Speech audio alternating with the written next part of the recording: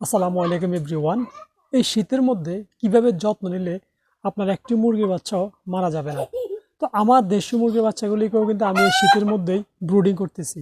ঠিক আছে, এখন প্রচণ্ড শীত পড়তেছে, শৈত্যপ্রবাহ পড়তেছে, দিনের অর্ধেক বেলা পর্যন্ত কুয়াশা থাকে, অনেকদিন দেখা গেছে রোদও ওঠে না।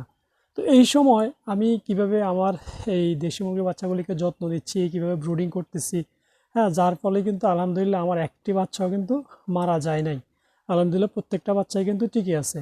তো অনেকেই কিন্তু এই শীতের সময় মুরগির বাচ্চা টিকাতে পারেন না, মুরগির বাচ্চা মারা যায় শুধু আপনি সঠিক পরিচর্যা নিতে না পারার কারণে।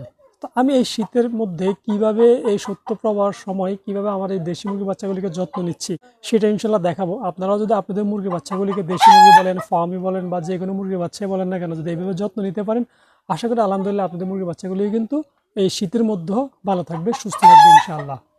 তো এই পাশে এগুলো হচ্ছে আমার ফার্মি মুরগি। এগুলি খুব শীঘ্রই আশা করি ডিমে আসবে। তো এর মধ্যে আমি দেখেন এই যে এখানে আমার দেশি মুরগির বাচ্চাগুলিকে আমি ব্রুডিং করতেছি। আবার এই পাশে হচ্ছে আমার এই যে কোয়েল পাখি, এগুলিও খুব শীঘ্রই ডিমে আসবে। আর এই পাশে এগুলি অলরেডি ডিম দিচ্ছে, কিন্তু এগুলি ডিম দিতেছে কোয়েল পাখি। দেখেন এই শীতের মধ্যে যেহেতু প্রচুর শীত পড়তেছে, তাই আমি কি করছি, প্রথমে এই যে আমি চতুর্দিকে দেখেন একটা শিট দিয়ে, এটা একটা প্লাস্টিকের একটা শিট, হ্যাঁ, এটা হচ্ছে প্লাস্টিকের একটা শিট। এই শিট দিয়ে কিন্তু আমি চতুর্দিকে ঢাইকা দিছি। ঠিক আছে, চতুর্দিকে ঢাইকা দিয়ে আমি উপরে দেখেন ককশিট দিয়ে রাখছি, যেন লাইটের তাপটা বেরোতে না পারে। ঠিক আছে, যে ভিতরে আমি অলরেডি লাইট জ্বালিয়ে রাখছি।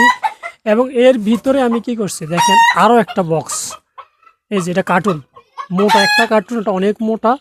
এই কার্টুনটা আমি দিছি, হ্যাঁ। এতে কি হবে, তাইলে আমার যেই এই যে এখন যেই শৈত্যপ্রবাহ চলতেছে, প্রচুর পরিমাণ কুয়াশা, এতে কী হবে, ডাইরেক্ট যে বাতাসটা সরাসরি বাচ্চার গায়ে লাগবে না। এবং উপর দিয়ে আমি এই ককশিটটা এইভাবে দেওয়ার ফলে যেটা হচ্ছে যে উপর থেকে কোনো কুয়াশা, বাইরের থেকে কোনো কুয়াশা এসেও কিন্তু এখানে পড়বে না, এক। আর দুই হচ্ছে আমি যে লাইটটা জ্বালাইছি, তাহলে এই লাইটের হিটটা আর উপরের দিকে যেতে পারবে না, সরাসরি কিন্তু নিচেই থাকবে বাচ্চাগুলির উপরে। এবং এভাবে রাখার কারণে দেখেন আমার প্রত্যেকটা বাচ্চা আলহামদুলিল্লাহ অনেক সুস্থ আছে এবং ঝরঝরে। এই যে দেখেন বাচ্চাগুলা, আমি আমার ইনকিউবেটর মেশিনে 21টা ডিম দিছিলাম, তা আলহামদুলিল্লাহ এর মধ্য থেকে কিন্তু 19টা ডিমে ফুটছে। দুইটা শুধু ডিম নষ্ট হয়ে গেছে, দুইটা বাচ্চা ফোটে নাই, ওইগুলোর মধ্যে ব্রণ ছিল না। তো এইভাবে দেখেন আপনারাও যদি আপনাদের এরকম একটা ঘরের ভিতরে দেখেন, আমি অলরেডি এই যে আমার এই ঘরের ভিতরে এই বাচ্চাগুলিকে ব্রুডিং করতেছি। এটা আমার ছোট্ট একটা ঘর, এখানে আমি এক পাশে কলোনি করছি, কলোনি করে এখানে ফার্মই রাখছি।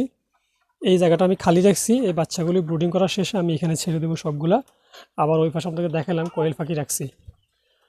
তো এইভাবে আমি জাস্ট ব্রুডিং ঘরটাকে রেডি করছি, জাস্ট এভাবে শিট দিয়ে ব্রাউন করে দিছি।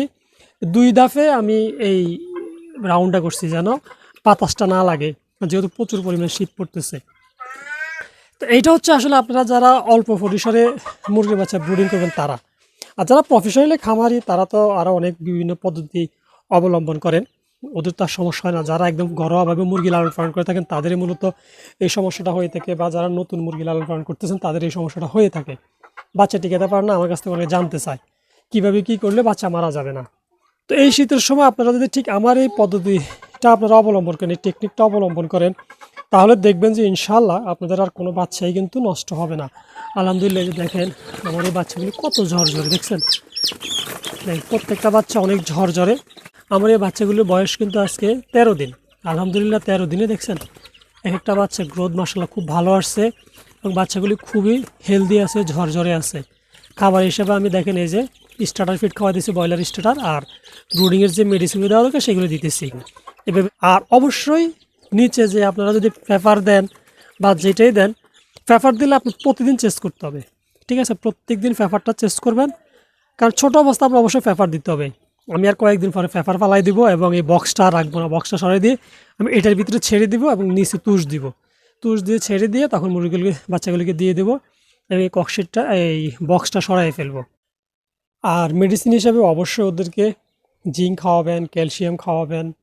ঠিক আছে, একটা গ্রোথ প্রমোটর দিতে পারেন সাথে, যেমন আমি গ্রোথ প্রমোটর হিসাবে ওদেরকে অ্যামাইনোভেট দিচ্ছি, হ্যাঁ। তো এগুলো আপনারা খাওয়াতে পারেন, পাশাপাশি থায়াবিন দিবেন এই শীতের সময়, কারণ ঠান্ডা লেগে মুরগির বাচ্চা অনেক সময় প্যারালাইসিস হয়ে যেতে পারে।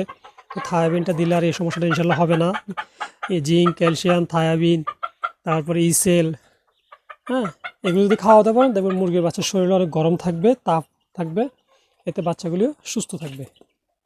আর খাবার হিসাবে তো অবশ্যই আপনারা স্টার্টার ফিড দেবেন, সেটা ব্রয়লার স্টার্টারও দিতে পারেন, সোনালি স্টার্টার দিতে পারেন। তো আমি ব্রয়লার স্টার্টার দিয়ে রাখছি, ওদেরকে ব্রয়লার স্টার্টার খাওয়াচ্ছি 1 মাস মধ্যে খাওয়াই আমি স্টার্টার বাদ দিয়ে এরপরে সোনালি গ্রয়ের ফিড দেওয়া শুরু করবো।